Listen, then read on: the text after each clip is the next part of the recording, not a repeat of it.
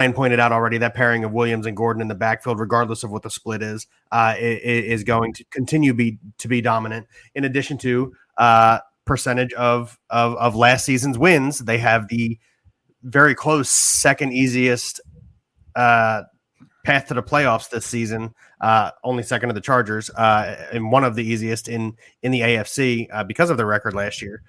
So outside of playing in their division, they play a lot of weak teams, and as such, 11-6. Russell Wilson, really big part of that offense, and go not go Broncos, but Broncos in the playoffs. Let's ride, psych! That was the cringiest video I've ever seen in my whole life. So I'm gonna say the Broncos gonna finish 9-8 and last in the division. But I think they're still going to make the playoffs. Grogan, where you at? I still think they're going to make the playoffs. So I can't Hold on. Time out. I hate to jump divisions here, and I know that this is your show. So you mean to tell me there's only one team out of the AFC North that's going to make the playoffs, and that all three wildcard teams are coming from the West? Yes. Until we do next week's show. Keep in mind, these shows connect. No. You're right. I'm sorry. Broncos won't make the playoffs. Okay. I'm sorry, Ryan. You're right. I'm sorry. I was about to say, we talked about it earlier, too. Yeah. So, you're right. My fault. I'm sorry, Jake. Broncos won't make it. Yeah. See, I just wanted to correct you now in case people are watching next week and they're like, they really got, yeah. See, the fans are already calling for your head, man. We're going to have to make the business decision. That's fine. I understand. No problem. We got a ETA on Gina, or what's up? Let's just push the NFC. All right, let's hold off on the Niners, Timmy. Yep. Okay. You want to change the screen? I want to. Well, first we can just, since Ryan went first with the AFC side, I'll go first with the NFC side. You're supposed to ask me what I think of this division. Oh, I'm sorry. What do you think of this division, Bill? It's all right, little buddy. You'll get it.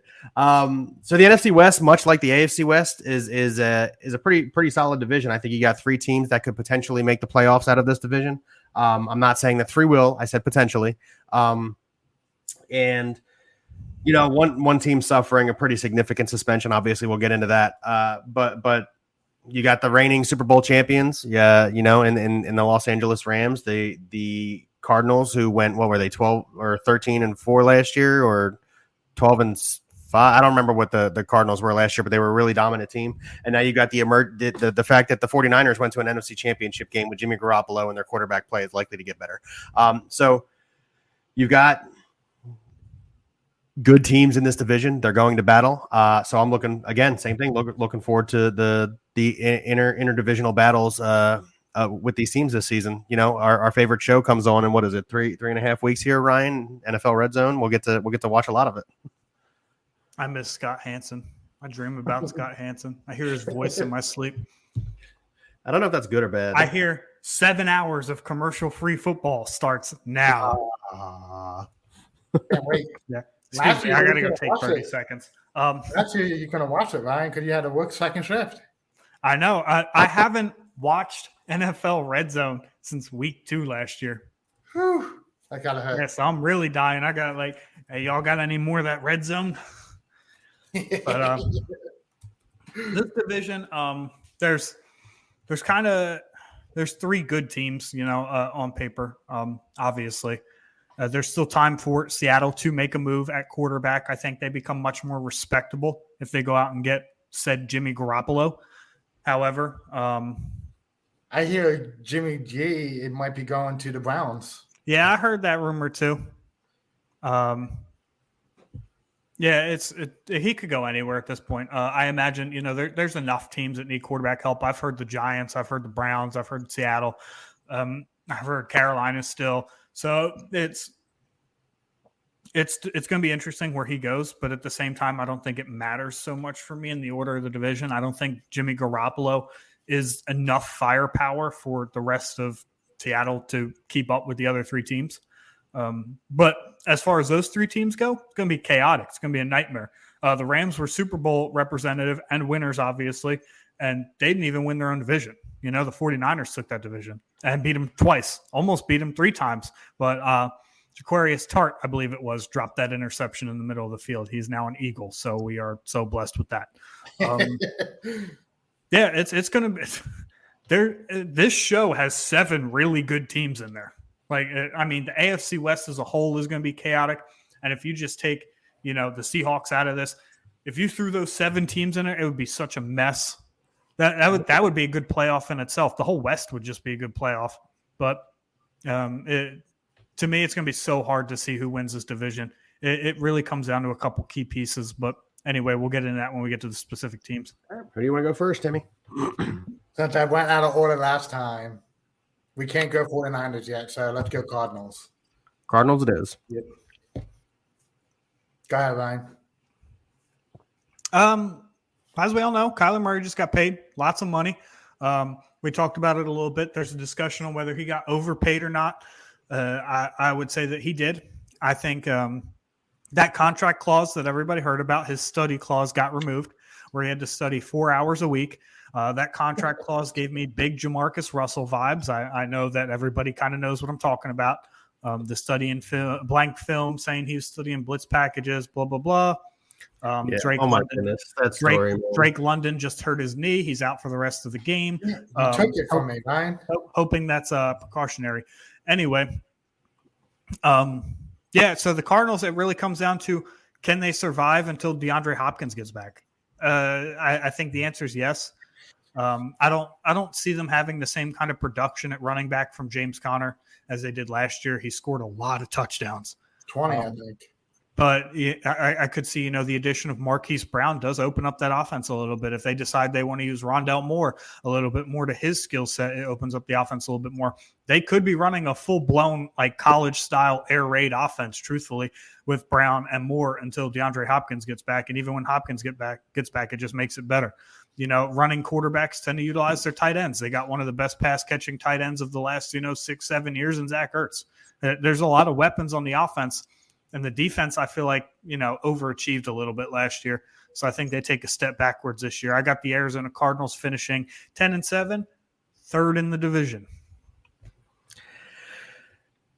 Yeah, the biggest thing I have here is D-Hop is suspended for 6 games, obviously. That's going to be a huge hit. As Ryan pointed out, also Hollywood Brown goes over there. He's probably going to open up the offense a little bit more. They become extremely more dynamic when DeAndre Hopkins comes back. Yes, he's aging. No, he does not have the same footwork and steps that he had a few years ago, but he is still a really good wide receiver, and he's going to show that when he gets back on the field. Kyler Murray, as Ryan also said, got paid. See what I did there? No, what'd you do? Can you run that back?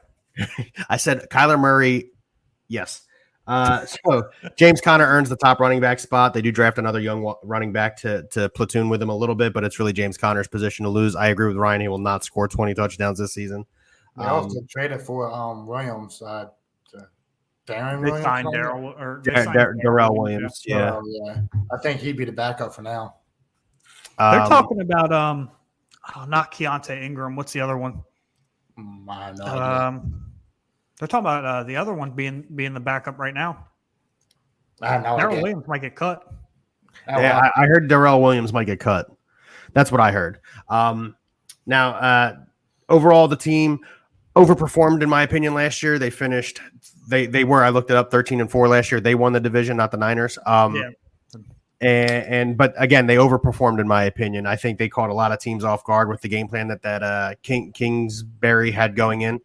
And then later in the season, you saw they struggled a lot more because defenses really started figuring out the offense. Offenses started figuring out. Kyler Murray was hurt at the end of last year too. Didn't run as much. I think having a first place schedule isn't going to help them a whole lot. Correct. So I've got the Cardinals also finishing at 10-7. Can you two stop agreeing? Like, holy. I didn't write none of my stuff down. So, however, I have the Cardinals finishing third in the division. That's literally what I said. I'm sorry. I have the Cardinals finishing second in the division. I was like, my bad. I have finishing second in the division, and an early playoff bounce. Like last year. So I have the Cardinals finishing 9-8 at finishing third in division. I had to do it. He's under the table, like. Listen, My wonderful wife at the math teacher. I've still got to learn a couple She's things. sitting back behind you like 9 and 8. But yes, I think the Cardinals will not make the playoffs this year at 9 and 8. So Understandable. Let's go Seahawks. All right, I'm going first. I literally typed this in my screen, right? Whew, this is a bad team. Even if they get another quarterback that is better than Drew Lock or Geno Smith, they're unlikely to make waves. Chris Carson obviously had to retire because of his neck injury. Bobby Wagner's gone. DK Metcalf and Tyler Lockett are looking around like it's Uncle Phil's living room in the last episode of Fresh Prince of Bel-Air. They just don't know where everybody went. That's a good reference. Oh, I know. I'm aware. And don't forget Rashad Penny and that little gang there. But seriously, the Seahawks are just one of those teams where they're going to have to really, really surprise people to get some wins. So I've got them finishing 6-11 and in the basement of the NFC. Mm-hmm. Last in the whole NFC. No. I retract that basement comment. Maybe in the West. The Falcons, the Bears.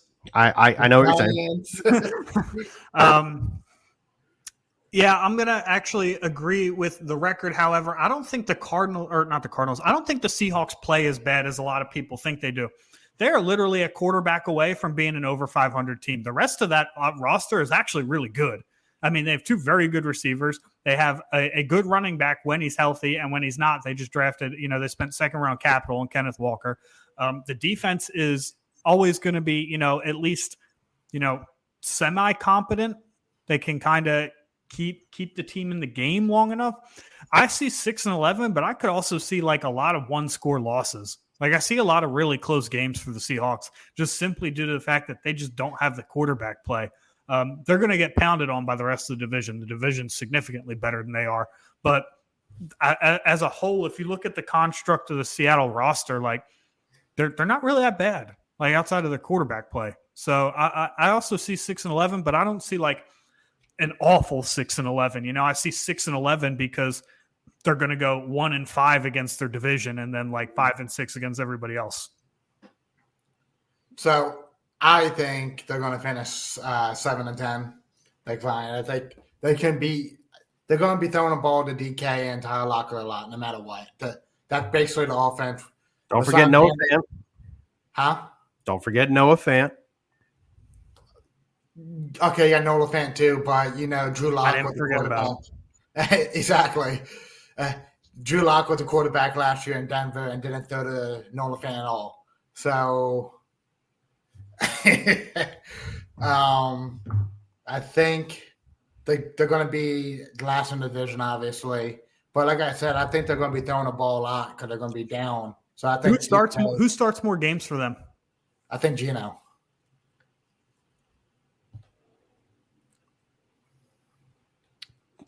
If they don't go get anybody else, Drew Lock. I agree with Tim, actually. I think it's Geno, just simply because he's spent a year in the offense already. I think their bye is late in the season, right? I think their bye is like week 11. And that's why I think it's Drew Lock. I think he starts until the bye. Well, Geno's the starter at this point in time. Yeah. Oh, is he? That's my bad. Yeah, Geno's the starter at this point. So going with Drew Lock. Yeah, I'm still going with Geno. Yeah, so their bye is week 11. That's when Drew Lock will take over. It really all depends if they stand pat at quarterback. I think it's Geno. I mean, but obviously, like I touched on earlier, there's so much time left for them to go get Jimmy G.